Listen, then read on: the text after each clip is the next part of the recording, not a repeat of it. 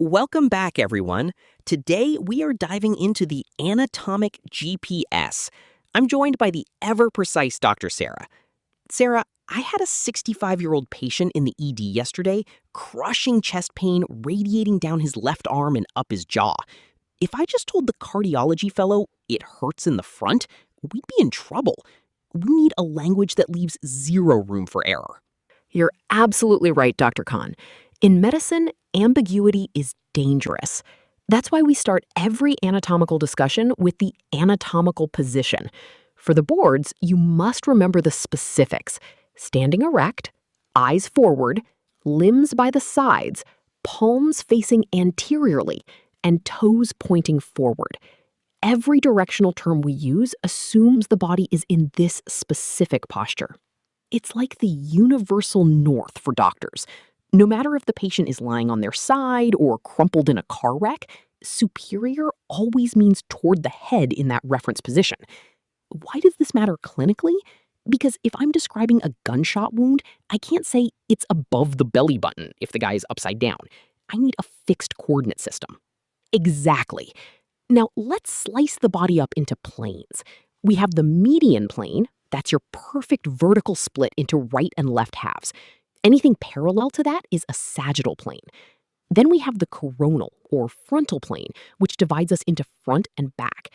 Finally, the horizontal or transverse plane splits us into top and bottom.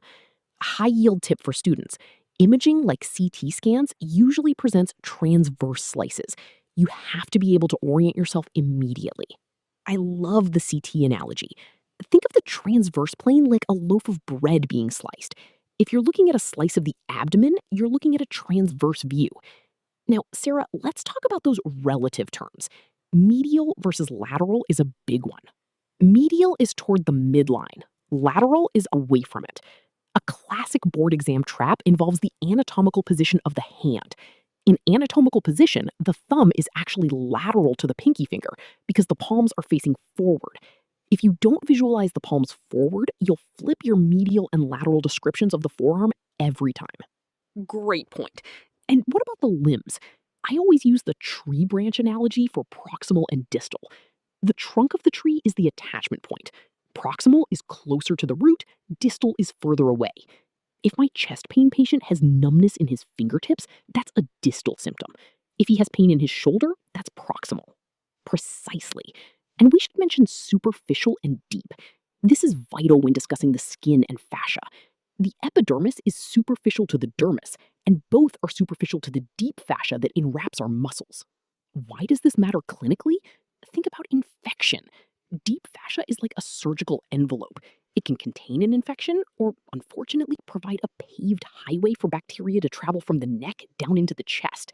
Knowing those layers makes you the doctor of choice when a surgeon asks if a wound has penetrated the deep fascia or is just a superficial scratch. Let's shift to movement, because this is where students often trip up.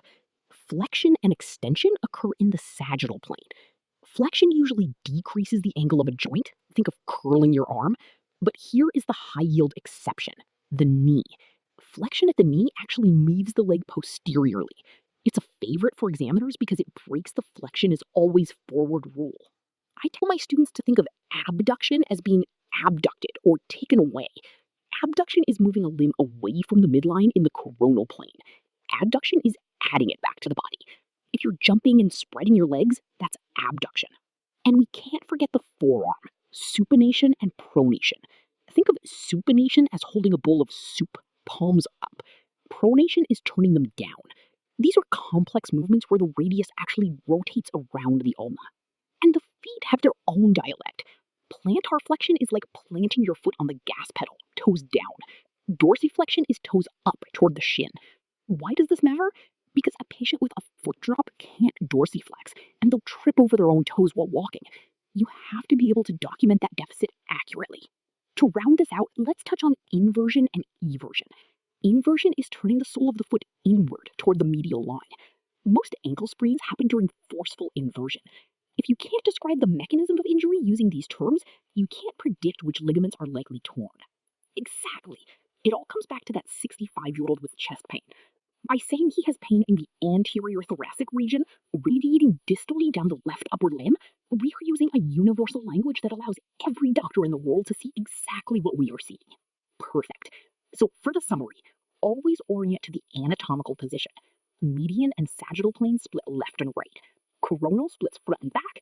Transverse splits top and bottom. Use proximal and distal for limbs, and remember that movements like flexion and abduction are defined by their relationship to these planes. That's it for today. Master the coordinates and you'll never get lost in the human body. See you next time.